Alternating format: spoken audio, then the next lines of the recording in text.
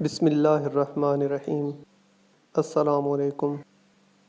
Urdu novel سر راہ، episode 5۔ اگلے دن سعید صاحب آفس سے واپس آئے تو مسز سعید لیونگ روم میں بیٹھی ہوئی تھیں۔ سعید صاحب کو دیکھ کر اٹھیں اور ان سے کوٹ اور بیگ لینے کے لیے ہاتھ بڑھاتے ہوئے بولی، آ گئے آپ؟ سعید صاحب مسکراتے ہوئے بولے، نہیں، ابھی راستے میں ہوں۔ مسز سعید نے مسکراتے ہوئے کہا، تو پھر گھر آ کر آپ چائے لیں گے یا کافی؟ سعید صاحب نے کہا، جو مل جائے۔ مسز سعید نے ملازمہ کو آواز دی، حاجرہ، صاحب کے لیے اچھی سی چائے بناؤ۔ حاجرہ نے جواباً کہا، بی بی جی آپ بھی لیں گی؟ مسز سعید بولی، نیکی پوچھ پوچھ کے کی جاتی ہے بھلا۔ یہ کہہ کر وہ اپنے روم میں بیگ اور کوٹ رکھنے کے لیے چلی گئیں۔ واپس آئیں تو سعید صاحب نے پوچھا، سارا کہاں ہے؟ نظر نہیں آ رہی۔ وہ ماہین کے ساتھ گئی ہے، شاید شاپنگ کے لیے گئی ہوں۔ سعید صاحب بولے، چلو اچھا ہے، مجھے بات کرنی تھی آپ سے۔ جی بولیے۔ سعید صاحب بولے، میں نے خود اس لڑکے سے پوچھا تھا تو اس نے جو کچھ بتایا اس سے لگتا ہے کہ شریف لوگ ہیں، اچھا خاندان ہے۔ بعد میں آئی جی صاحب نے بھی اس کے بارے میں جو کچھ بتایا وہ بالکل وہی تھا جو وہ لڑکا پہلے بتا چکا تھا۔ اس کے باوجود میں نے ان سے کہا کہ اس پہ آفس ٹائم کے بعد نظر رکھوائیں۔ انہوں نے کہا ہے کہ میں نے ایک بندے کو پہلے ہی اس کے پیچھے لگا دیا ہے۔ مسز سعید بولی، چلیں یہ تو اچھی بات ہے۔ سعید صاحب بولے، لیکن ایک بات ہے جو ذرا تشویشناک ہے، وہ یہ کہ اس کے والدین اور ایک بھائی کو ان کے دشمنوں نے قتل کر دیا تھا۔ سب سے بڑا بھائی جان بچانے کے لیے روپوش ہے اور خطرہ بہرحال اس کے سر پہ بھی موجود ہے۔ مسز سعید، تو پھر تو یہ ٹوٹلی آؤٹ آف کوسچن ہے۔ کسی ایسے شخص کے ساتھ ہم اپنی بیٹی کا رشتہ کیسے کر سکتے ہیں جس کے سر پہ ہر وقت موت منڈلاتی رہے؟ سعید صاحب بولے، بیگم، موت کس کے سر پر نہیں منڈلاتی رہتی؟ لمبی زندگی کوئی لکھوا کے تھوڑی لاتا ہے۔ مسز سعید، سارا سے کیوں گلہ کرتے ہیں جب آپ رسک لینے میں اس سے 2 ہاتھ آگے ہیں؟ سعید صاحب، بیگم میں کوئی رسک نہیں لے رہا، چھان بھی نہیں کروا رہا ہوں، کون سا کوئی رشتہ کر رہا ہوں اس سے۔ اگر ہم ایک ایک بات پہ کسی کو ریجیکٹ کرنے لگ گئے تو ہو سکتا ہے کہ ہمیں کوئی بھی اچھا لڑکا نہ ملے، اور کم از کم ہم اس لڑکے کو تو اس طرح رد نہیں کر سکتے جس میں سارا انٹرسٹڈ ہو۔ مسز سعید بولی، سارا نے اس دن کے بعد سے اب تک اس لڑکے کا نام تک نہیں لیا۔ سعید صاحب، یہ تو آپ اب کہہ رہی ہیں جب آپ کا دل اس سے میلا ہو چکا ہے۔ مسز سعید خاموش ہو گئیں۔ اسی اثناء میں حاجرہ چائے لے کر آ گئی۔ حاجرہ کے جانے کے بعد سعید صاحب نے کہا، ان کی دشمنی میں ان کا کوئی قصور نہیں تھا، یہ بچہ بیچارہ تو اپنے ماں باپ کا آخری بار چہرہ تک نہیں دیکھ سکا۔ مسز سعید بولی، ہائے بیچارہ، آپ مجھے ساری بات بتائیں نا۔ اور سعید صاحب نے سارا واقعہ تفصیلاً بیان کرنا شروع کیا۔ اگلی صبح جب سعید صاحب اپنے آفس پہنچے تو فوراً عمر کو اپنے پاس بلایا۔ جب عمر ان کے پاس پہنچا تو عمر سے کہا، آج جو بات میں آپ سے کہنے جا رہا ہوں اس کا ذکر آپ آفس میں کسی اور سے نہیں کریں گے۔ دراصل میری بیوی اور بیٹی یو ایس جا رہی ہیں اور میں یہاں کی مصروفیت کی وجہ سے ان کے ساتھ نہیں جا سکتا، اور میں چاہتا ہوں کہ تم ان کے ساتھ جاؤ، لہٰذا تم باقی کام چھوڑو اور ویزا کے لیے اپلائی کرو۔ عمیر نے کہا، سر میں آپ کا بہت ممنون ہوں کہ آپ نے مجھے اتنا قابل اعتماد سمجھا، لیکن میں نے آپ کو بتایا تھا کہ میرے بھائی کی کال کسی بھی وقت آ سکتی ہے اور میں اس وجہ سے نمبر آف نہیں کر سکتا۔ اگر میں امریکہ چلا گیا تو وہ کال کرتے رہے تو میرا نمبر بند ملے گا۔ سعید صاحب نے کہا، اس میں کیا مسئلہ ہے، رومنگ ایکٹیویٹ کروا لو۔ اور کیا واٹس ایپ یوز نہیں کرتے؟ سر رومنگ میں کال کنیکٹ نہ ہو یا کوئی اور ایشو بھی ہو سکتا ہے، اور اگر کال مل بھی جائے تو میں اپنے بھائی سے نہیں مل سکوں گا، حالانکہ وہ کال اسی دن کریں گے جس دن انہیں میری سخت ضرورت ہوگی۔ سعید صاحب نے کہا، تم اس بات کی بالکل فکر نہ کرو، اگر تمہارے یو ایس کی وزٹ کے دوران ان کی کال آتی ہے تو تم انہیں میرا بتا دینا، میں انہیں ہر طرح سے فیسیلیٹیٹ کروں گا۔ سر ایسا کبھی بھی نہیں ہو سکے گا۔ کیوں نہیں ہو سکے گا؟ کیا تم مجھ پہ ٹرسٹ نہیں کرتے؟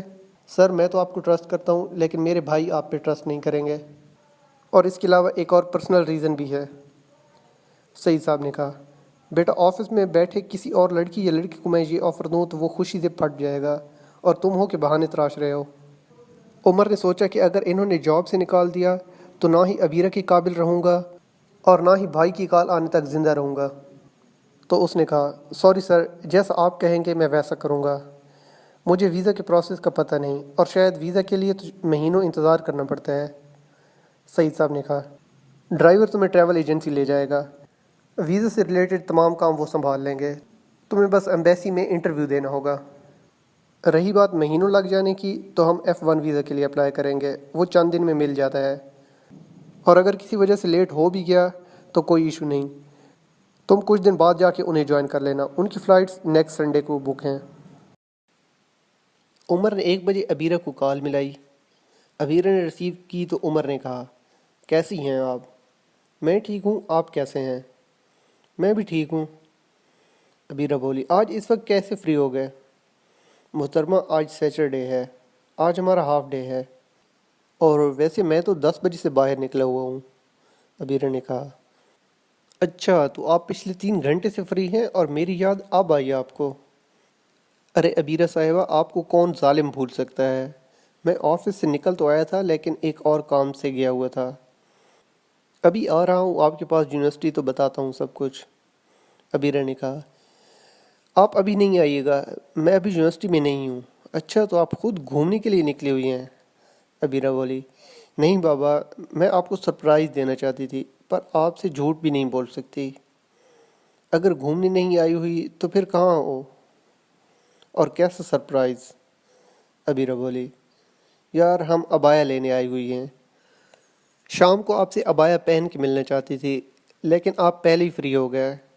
عمر، سو سویٹ، ویسے بتا کر بھی آپ نے سرپرائز ہی دیا ہے، اور یہ میرا آج تک کا بیسٹ سرپرائز ہے۔ آئی لو یو ابیرہ۔ ابیرہ بولی، آئی لو یو مور۔ عمر، تو پھر ملتے ہیں شام کو، کھانا اکٹھے کھائیں گے۔ ابیرہ بولی، لیکن اب میں ہرٹس پہ کھانا نہیں کھا سکتی۔ عمر بولا، میں پیک کروا کے لاؤں گا، ہم تنہا ہی بیٹھ کر کھائیں گے۔ ابیرہ بولی، صحیح ہے، میں آپ کا ویٹ کروں گی۔ عمر کال بند کرنے کے بعد گاڑی میں بیٹھا تو سعید صاحب کے ڈرائیور نے پوچھا، صاحب نے کہا تھا آپ کو وہاں ڈراپ کر دوں جہاں آپ چاہیں، آپ بتائیں آپ کو کہاں ڈراپ کرنا ہے؟ عمر نے کہا، گلزرین چاچا، آپ مجھے ایفیٹ مرکز میں البابر سینٹر کے پاس ڈراپ کر دیں۔ جب الباور سینٹر کی پارکنگ میں عمر گاڑی سے اتر رہا تھا تو سارہ اور ماہین بھی اپنی گاڑی سے اتر رہی تھیں۔ عمر نے سارہ کو دیکھا تو سلام کیا۔ سارہ نے اجنبیت بھرے لہجے میں سلام کا جواب دیا تو عمر نے کہا، شاید آپ نے مجھے پہچانا نہیں، میں عمر ہوں، آپ نے چند دن پہلے مجھے بارش میں لفٹ دی تھی۔ سارہ، اوہ اچھا، سوری میں آپ کو پہچان نہیں سکی، ویسے اس میں میرا بھی اتنا کوئی قصور نہیں، آپ بدل ہی اتنے گئے ہیں۔ عمر نے مسکرا کر کہا، میں نہیں بدلا، کپڑے بدلے ہیں، تب میں بے روزگار تھا اور اچھے کپڑے افورڈ نہیں کر سکتا تھا۔ Sara, I am so sorry, I didn't mean to hurt اور embarrass you, I am extremely sorry.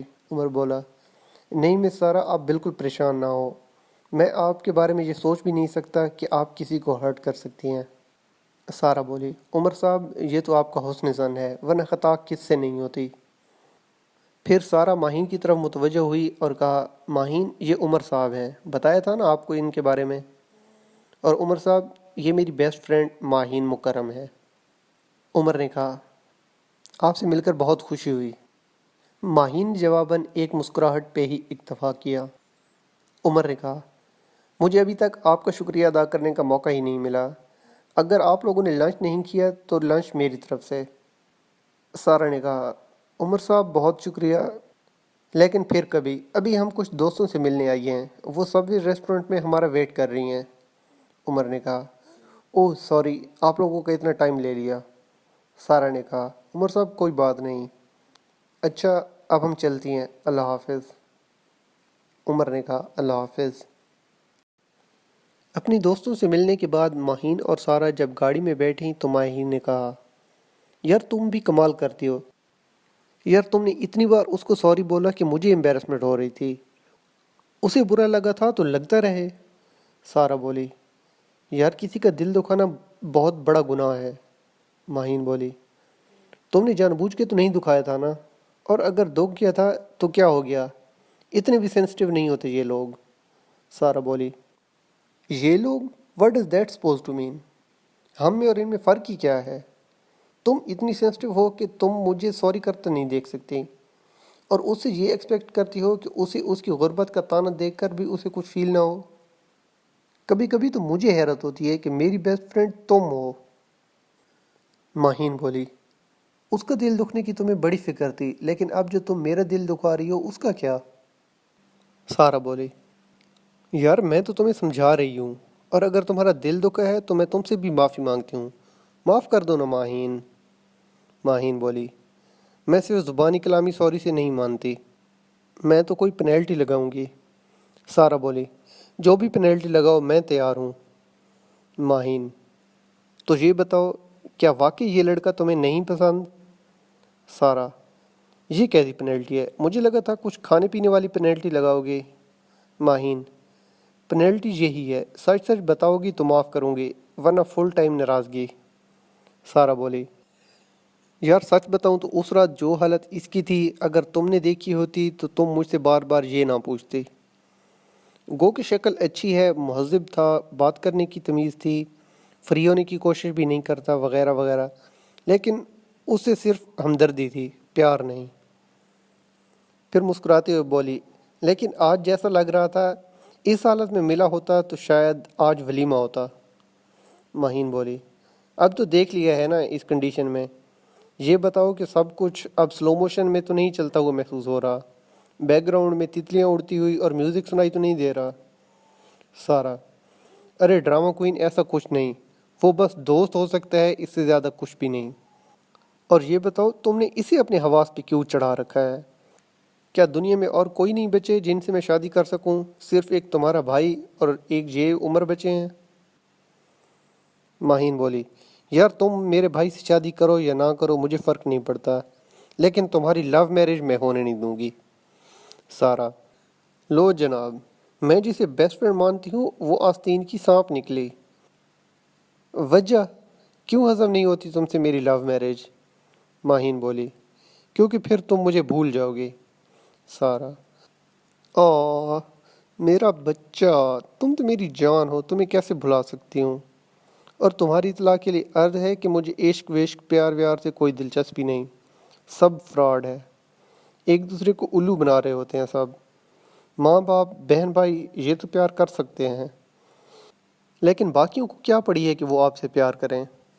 ان کو یا تو آپ سے کوئی کام ہوگا یا وقتی لگاؤ، اور جو ہی دل بھر گیا یا کام نکل گیا تو آپ کو ایسا زخم دیں گے کہ آپ زندگی بھر یاد رکھیں گے۔ عمر شام ہوتے ہی یونیورسٹی جانے کے لیے نکل کھڑا ہوا، اور راستے میں اسلام آباد کی ایک مشہور برانڈ کی چکن بریانی پیک کروا کے اسی جگہ جا کر ابیرہ کا انتظار کرنے لگ گیا جہاں وہ ابیرہ سے ملا کرتا تھا۔ ابیرہ کو کال ملائی تو اس نے ایکسیپٹ نہ کی، اور کال کے ختم ہوتے ہی ابیرہ کا SMS آ گیا، میں ہاسٹل سے نکل چکی ہوں، بس 5 منٹ میں آپ کے پاس پہنچ جاؤں گی۔ عمر ابیرہ کے پردہ کرنے کے فیصلے پہ جتنا خوش تھا اتنا ہی اسے اس بات کا دکھ تھا کہ وہ کچھ دن کے بعد اس سے اتنی دور چلا جائے گا۔ اسے یہ سمجھ نہیں آ رہی تھی کہ وہ ابیرہ کو کس طرح بتائے۔ آج اس کا سارا دن اسی کشمکش میں گزرا تھا کہ کیا اسے ابھی بتا دینا چاہیے یا اس وقت بتائے جب بتائے بدنا کوئی چارہ نہ رہے، کیونکہ وہ اسے ابھی سے بتا کر پریشان نہیں کرنا چاہتا تھا۔ پھر اسے لگتا کہ اگر اس نے عین وقت پہ بتایا تو وہ زیادہ خفا ہوگی کہ میں نے اس سے اتنی بڑی بات چھپائی کیوں۔ ورسٹ کیس سینیریو میں یہ بھی ہو سکتا تھا کہ وہ اس پر اعتبار کر نہیں چھوڑ دے۔ آخر وہ اس نتیجے پہ پہنچا تھا کہ اسے ابیرہ کو بتا دینا چاہیے، کہ شاید یہ بات ابیرہ کے لیے اتنی زیادہ مشکل نہ ہو، کیونکہ لڑکیاں اپنے جذبات پر لڑکوں سے کہیں زیادہ کنٹرول رکھتی ہیں۔ وہ انہی سوچوں میں تھا کہ ابیرہ نے اس کے آنکھوں کے سامنے چٹکی بجاتے ہوئے کہا، عمر صاحب کہاں کھوئے ہوئے ہیں؟ عمر نے چونک کر دیکھا تو وہ سر سے پاؤں تک سیاہ عبائے میں چھپی کھڑی تھی۔ عمر نے اسے اس طرح پردہ کیے ہوئے دیکھا تو کہا، ابیرہ مجھے تو اپنا چہرہ دیکھنے دو۔ ابیرہ نے نقاب ہٹاتے ہوئے کہا، تو دیکھیے نا، کس نے روکا ہے؟ آپ کے دکھانے کے لیے تو آتی ہوں۔ نقاب اتار کر وہ عمر کے پاس بینچ پہ بیٹھ گئی۔ عمر نے ابیرہ کو دستانے پہنے ہوئے دیکھا تو کہا، گرمیوں میں بھی دستانے پہننے کا ارادہ تو نہیں؟ ابیرہ نے کہا، بالکل ہے، اب پردہ کیا ہے تو صحیح سے پردہ کروں گی۔ عمر بولا، اتنا سخت پردہ بھی نہ کرو کہ تکلیف میں مبتلا ہو جاؤ۔ ابیرہ بولی، یار ابھی تو تھک گلوز ہیں سردیوں کی وجہ سے، گرمی میں یہی تھوڑی پہنوں گی، تھن ہوں گے وہ، گرمی فیل نہیں ہوتی ان میں۔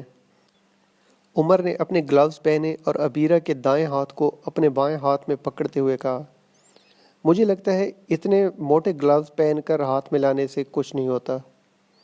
ابیرہ نے مسکرائی اور کہا، جی بالکل ٹھیک کہتے ہیں آپ، اگر دونوں ہاتھوں کے بیچ میں اتنی موٹی تہ موجود ہو کہ دونوں ہاتھوں کی گرمی ایک دوسرے کو محسوس نہ ہو تو اس میں کوئی حرج نہیں۔ عمر نے کہا، تو پہلے کیوں نہیں بتایا؟ کم از کم آپ کے ہاتھ کو اپنے ہاتھ میں لے کر محسوس تو کر سکتا تھا۔ ابیرہ بولی، خیر ہے، اتنی مدت نہیں گزری، اب پکڑ لیجئے۔ عمر نے ابیرہ کا ہاتھ بھینچتے ہوئے آنکھیں بند کیں اور محبت کے جذبات سے سرشار انداز میں کہا، ابیرہ، یہ بات میں اتنی بار کہہ چکا ہوں کہ شاید اب تک یہ اپنا اثر کھو چکی ہو کہ مجھے یقین نہیں آتا کہ تم جتنی حسین، پاک باز اور پیار کرنے والی لڑکی اللہ پاک نے مجھے عطا کر دی ہے۔ ابیرہ بولی، اور میں اتنی ہی بار یہ کہہ چکی ہوں کہ مجھے ہر بار یہ سن کر اتنی ہی خوشی ہوتی ہے جتنی پہلی بار ہوئی تھی۔ عمر نے آنکھیں کھولیں اور نظریں بھر کر ابیرہ کو دیکھ کر بولا، کاش وقت اتنا تیز ہو جائے کہ اچانک وہ دن آ جائے جس دن مجھے یہ حق مل جائے کہ اس حسن بے مثال سے صرف آنکھوں کی ہی نہیں بلکہ ہونٹوں کی بھی پیاس بجھا سکوں۔ آپ کے چہرے کو چوم کر اپنا ہر درد بھول جاؤں گا۔ ابیرہ بولی، مجھے اس پل کا آپ سے زیادہ انتظار ہے، کیونکہ چاہا جانا چاہے جانے سے کہیں بہتر ہے۔ لیکن وقت کو اپنی رفتار سے چلنے دیں، کیونکہ یہ لمحے بھی لوٹ کے نہیں آئیں گے۔ ہم ان دنوں کی چاہت میں ان لمحوں کو گنوا نہ دیں۔ حال میں جینا ہی سمجھداری ہے۔ نہ تو ماضی میں جینا کچھ دے سکتا ہے اور نہ ہی مستقبل کے سپنے دیکھنا کچھ دے سکتا ہے۔ عمر نے کہا، شکل سے تو آپ 20-22 سال کی لگتی ہیں، لیکن باتوں سے 120 سال کی لگتی ہیں۔ ابیرہ مسکرائی اور کہا، عمر صاحب، تعریفوں سے پیٹ نہیں بھرنے والا، یہ بتائیں کھانے میں کیا ہے؟ میں نے تو لنچ بھی نہیں کیا تھا کہ آپ کے ساتھ بیٹھ کے کھاؤں گی۔ عمر، یار سمجھ نہیں آتی کہ آپ کی اس بات پہ پیار آنا چاہیے یا آپ کو ڈانٹنا چاہیے، لنچ تو کرنا چاہیے تھا نا آپ کو۔ ابیرہ بولی، آپ نہیں سمجھیں گے۔ عمر، کیوں؟ میں کیوں نہیں سمجھوں گا؟ کیا پیار صرف آپ ہی کرتی ہیں؟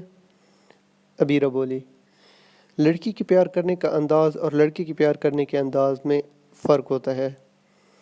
چھوٹی سی مثال لیجئے، آپ کو پیار نے پردہ کروانے پہ مجبور کر دیا اور مجھے پردہ کرنے پہ مجبور کر دیا۔ عمر، آپ سے باتوں میں جیتنا پاسبل نہیں، بس میں آپ سے یہ کہنا چاہتا ہوں کہ آپ کو اپنا خیال رکھنا چاہیے، اگر آپ اپنی خاطر نہیں رکھ سکتے تو میری خاطر۔ ابیرہ بولی، اچھا صحیح ہے نا، رکھوں گی خیال، ابھی کچھ ہوا تو نہیں؟ عمر نے دونوں باکس نکالے اور ایک کو کھول کر چمچ بھر کے ابیرہ کی طرف بڑھاتے ہوئے کہا، میرے پیار نے مجھے مجبور کیا کہ اپنے ہاتھوں سے آپ کو کھلاؤں، اور آپ کا پیار یقیناً آپ کو مجبور کرے گا کہ میرے ہاتھ سے کھائیں۔ ابیرہ نے مسکرا کر کہا، بڑی خوشی سے، پر یہ ایکسپیکٹ مت کیجیے گا کہ میں بھی آپ کو کھلاؤں گی۔ عمر نے ہنس کر کہا، چلیں کوئی بات نہیں، شادی تک یہ سب ناانصافیاں برداشت کر ہی لیتے ہیں۔ ابیرہ بولی، ناانصافیاں کیسی؟ میں تو آپ کا بھلا کر رہی ہوں، شادی کے بعد بھی آپ کے ہاتھ سے کھاؤں گی۔ معلوم ہے آپ کو کہ بیوی کو کھلائے گئے ہر نوالے کا اجر ملے گا۔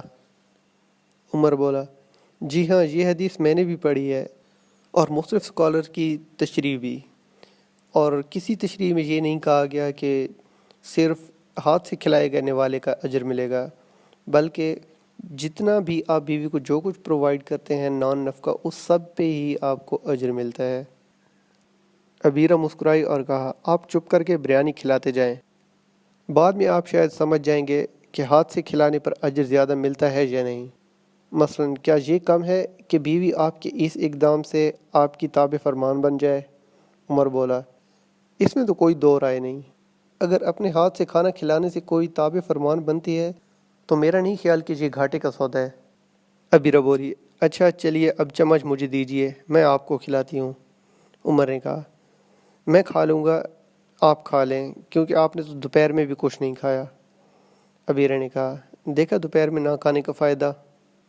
جب ابیرہ کھانا کھا چکی تو عمر نے کہا میں سارا وقت آپ سے ایک بات کرنا چاہ رہا تھا، لیکن آپ کو خوش دیکھ کر میری ہمت نہیں ہوئی، کیونکہ میں نہیں چاہتا تھا کہ آپ اداس ہو جائیں۔ ابیرہ بولی آپ ہر بات پہ پریشان کیوں ہو جاتے ہیں؟ مجھے یقین ہے کوئی چھوٹی سی بات ہوگی جو آپ کو اتنی بڑی لگ رہی ہے۔ عمر بولا نہیں، بات بڑی ہی ہے اور میرے بس سے باہر تھی۔ ابیرہ نے کہا آپ بتائیے، میں بالکل اداس نہیں ہوں گی۔ عمر نے جواب دیا میری کمپنی مجھے کچھ دن کے لیے امریکہ بھیجنا چاہتی ہے۔ میں نے بہت انکار کیا، لیکن باس جیسے پہلے سے فیصلہ کر کے بیٹھے تھے، انہوں نے میری ایک نہ سنی۔ ابیرہ تو یہ بات سن کر جیسے سن ہی ہو گئی، کافی دیر خاموش بیٹھی رہی۔ تو عمر نے کہا صرف کچھ دن کے لیے جانا ہے، میں وہاں آفیشیل کام سے نہیں جا رہا کہ مجھے وہاں رکنا پڑ جائے۔ ایکچولی باس کی بیٹی اور بیوی امریکہ جا رہی ہیں اور باس بیزی ہیں جس کی وجہ سے وہ وہاں جا نہیں سکتے، تو انہوں نے مجھے کہا ہے کہ میں ان کے ساتھ جاؤں۔ ابیرہ نے کہا ہزاروں میل دور جا رہے ہیں آپ، مجھ سے یہ چند کلومیٹر کی دوری برداشت نہیں ہوتی۔ آپ کی جانے سے لے کر اگلے دن آنے تک کا وقت میں ایک ایک لمحہ گن کے گزارتی ہوں۔ عمر نے کہا ابیرہ میں حلفیہ کہتا ہوں کہ میں نے بہت منع کیا، لیکن سر نے کوئی ایکسکیوز نہ سنا۔ ابیرہ بولی مجھے یقین ہے آپ نے منع کیا ہوگا، آپ کی حالت بھی مجھ سے الگ نہیں ہو سکتی۔ عمر میں نے آپ سے پہلے بھی پوچھا تھا کہ کیا مجھے اس لڑکی سے خطرہ ہے، تو آپ نے کہا تھا کہ نہیں، لیکن مجھے لگ رہا ہے کہ اس لڑکی سے شاید مجھے شدید خطرہ ہے۔ ہو سکتا ہے آپ کو معلوم نہ ہو، مگر یہ سب اتفاق نہیں ہو سکتا۔ عمر بولا ابیرہ تمہارا سارا سے کوئی مقابلہ نہیں، تمہیں دنیا کی کسی لڑکی سے کوئی خطرہ نہیں، میرے دل میں صرف ایک صورت ہے اور وہ تمہاری ہے۔ ابیرہ بولی آپ وعدہ کیجئے کہ صرف اور صرف میرے رہیں گے۔ عمر بولا میں وعدہ کرتا ہوں کہ زندگی بھر تمہیں اس بات کا گلہ نہیں ہوگا کہ میں نے کسی کو تمہارے محبت میں شریک کیا۔ ابیرہ کی موٹی موٹی سیاہ آنکھوں سے آنسو چھلک چھلک کر گالوں کو تر کر رہے تھے۔ عمر نے اس کے آنسو پوچھنے کے لیے ہاتھ بڑھایا تو اس نے سر پیچھے ہٹا لیا اور کہا اگر ہم نے ایک بار ایک دوسرے کو بنا حجاب کے چھو لیا تو پھر کوئی حد پار کرنے میں ہمیں مشکل نہیں ہوگی۔ یہ کہہ کر ابیرہ بولی مجھے ہاسٹل چھوڑ آئیں، میں مزید بیٹھی رہی تو آپ کو دکھی کروں گی۔ عمر بھی اٹھ کر اس کے ساتھ چل دیا۔ چلتے چلتے ابیرہ کی ہلکی ہلکی سسکیاں سنائی دے رہی تھیں۔ عمر نے جلدی سے اپنے گلوز پہنے اور ابیرہ کا ہاتھ پکڑ کر اپنے سینے پہ رکھتے ہوئے کہا ابیرہ تم میری زندگی کی واحد خوشی ہو، تم سے دور جانا میرے لیے اس طرح ہے جیسے آگ میں ڈالا جانا۔ میرے پاس جاب چھوڑنا ہی واحد آپشن تھا، اگر تم چاہو تو میں اب بھی جاب چھوڑ سکتا ہوں، لیکن پھر کوئی جاب نہ ملی تو تمہارے والد سے میں تمہارا رشتہ کیا کہہ کر مانگوں گا۔ ابیرہ کی سسکیاں رک گئیں اور پھر تھوڑی دیر بعد بولی اچانک یہ سن کر کہ آپ اتنی دور جا رہے ہیں میں خود پہ قابو نہ رکھ سکی۔ آپ جائیں، میں آپ کا انتظار زندگی بھر کر سکتی ہوں، آپ میرے پاس ہوں یا نہ ہوں میں آپ کی ہی رہوں گی۔ یہ کہہ کر اس نے عمر کے ہاتھ سے اپنا ہاتھ چھڑانے کی کوشش کی تو عمر نے بھی اس کا ہاتھ چھوڑ دیا اور پھر دونوں خاموشی سے چلتے رہے۔ ہاسٹل کے دروازے پر پہنچ کر ابیرہ نے کہا اللہ حافظ، عمر نے بھی جواباً کہا اللہ حافظ، اور ابیرہ ہاسٹل گیٹ کراس کر کے اندر چلی گئی۔ عمر جب اپنے روم میں پہنچا تو عزیر اور رضوان کو اپنا منتظر پایا۔ عمر نے ان کو دیکھا تو کہا کیا ہوا ہے، تم دونوں مجھے اس طرح سے کیوں دیکھ رہے ہو؟ رضوان بولا تم سے مل کر جانے کے بعد ابیرہ اب تک روئے جا رہی ہے اور کسی کو کچھ نہیں بتا رہی کہ وجہ کیا ہے۔ تینوں لڑکیاں ہمیں بار بار فون کر کے پوچھ رہی ہیں کہ تم کہاں ہو، انہوں نے تمہیں کئی کالز کی، ہم نے بھی تمہیں کئی کالز کی، لیکن تم نے کسی کی کال ریسیو ہی نہیں کی۔ تم کال کیوں نہیں ریسیو کر رہے تھے؟ عمر نے کہا ایسے کیسے ہو سکتا ہے کہ اتنی کالز ہیں اور میں ریسیو نہ کروں؟ یہ کہتے ہوئے اس نے اپنا موبائل نکالا اور اسکرین دیکھی تو کہا واقعی کالز تو آئی ہوئی ہیں، لیکن خدا معلوم یہ سائلنٹ کیسے ہو گیا، میں نے موبائل سائلنٹ نہیں کیا۔ تم لوگ جانتے ہو کہ میں موبائل کبھی آف یا سائلنٹ نہیں کرتا۔ ابھی یہی باتیں ہو رہی تھیں کہ نور العین کی کال آ گئی۔ عمر نے رضوان اور عزیر کو خاموش ہونے کا اشارہ کیا اور کال ریسیو کی۔ نور العین نے فوراً ہی سوال کیا کیا آپ دونوں کی لڑائی ہوئی ہے؟ یہ جب سے آئی ہے روئے چلی جا رہی ہے اور کچھ بتا نہیں رہی۔ عمر نے کہا نہیں، ہماری لڑائی نہیں ہوئی، بس میں نے انہیں ایک بات بتائی ہے جس کی وجہ سے یہ اداس ہو گئی ہیں۔ اگر میں اس وقت یونیورسٹی آؤں تو کیا آپ لوگ ہاسٹل سے باہر آ سکتی ہیں؟ ہم آ تو سکتی ہیں، لیکن آپ کو اتنی زحمت کرنے کی ضرورت نہیں ہے، آپ صرف یہ بتا دیں کہ ہوا کیا تھا۔ عمر نے کہا میری کمپنی مجھے کچھ دنوں کے لیے امریکہ بھیجنا چاہتی ہے، یہی بات میں نے ابیرہ کو بتائی ہے اور وہ یہ بات سن کر اداس ہو گئی ہیں۔ کیا آپ میری بات ان سے کروا سکتی ہیں؟ نور العین بولی نہیں، ایسا نہیں ہو سکتا، ایکچولی ہم نے اس سے وعدہ کیا تھا کہ ہم آپ سے بات نہیں کریں گی، آپ کو کچھ نہیں بتائیں گی، لیکن اس کی حالت دیکھ کر ہم سے رہا نہیں گیا، ہم جاننا چاہتی تھیں کہ ہوا کیا ہے جس کی وجہ سے وہ اتنی رو رہی ہے۔ جب تک مجھے اس کے رونے کی وجہ پتہ نہیں تھی تو میں اسے تسلی تک نہیں دے سکتی تھی، اب میں اسے سنبھال لوں گی۔ یہ کہہ کر اس نے شکریہ ادا کیا اور پھر کال کاٹ دی۔ عزیر نے کہا بھائی تیری جاب کو آج چوتھا دن تھا اور تیری کمپنی تجھے امریکہ بھیج رہی ہے، وہ بھی آفیشیل کام سے۔ عمر نے جواب دیا یار تم لوگ جانتے ہو میں پاکستان سے باہر نہیں جانا چاہتا، کسی بھی قیمت پہ نہیں، لیکن اس شخص کا مجھ پہ احسان ہی اتنا زیادہ ہے کہ میں اسے نہ نہیں کر سکا۔ میں نے اسے اپنے مسئلے مسائل بتائے ہیں، لیکن اس نے کہا ہے کہ نہیں مجھے جانا ہوگا، تو پھر مجھے ماننا پڑا۔ رضوان بولا یار ایسے باس ہمیں کیوں نہیں ملتے جو زبردستی امریکہ بھجوا دیں؟ عزیر نے کہا رضوان بھائی اب تو میں آپ کی اس بات سے بالکل متفق ہوں کہ وہ اس کا ہونے والا سسر ہے۔ اب تو یہ بات روز روشن کی طرح عیاں ہو چکی ہے، جانے یہ بندہ کب مانے گا۔ عمر نے کہا میری شادی ہوگی تو صرف ابیرہ کے ساتھ، ورنہ کسی سے بھی نہیں ہوگی۔ رضوان بولا او میرے بھائی، قسمت بار بار دروازے پہ دستک نہیں دیتی، تو اپنے باس کی بیٹی سے شادی کر کے فیوچر بنا، تو اس کمپنی کا مالک بن جا، پھر اس کے بعد ابیرہ جیسی 3 اور لڑکیوں سے بھی شادی کر لیں۔ عمر بولا افسوس ہے یار تمہاری سوچ پہ، میں اپنی محبت کو اس لیے چھوڑ دوں کیونکہ اس کے پاس پیسے نہیں، اور پیسے والی لڑکی سے بغیر محبت کی شادی کر لوں، یہ تو دونوں کے ساتھ زیادتی ہے۔ سارا اور اس کے والد میرے محسن ہیں اور میں احسان کا بدلہ اس طرح نہیں دے سکتا۔ یہ کہہ کر عمر اپنے روم سے باہر نکل گیا۔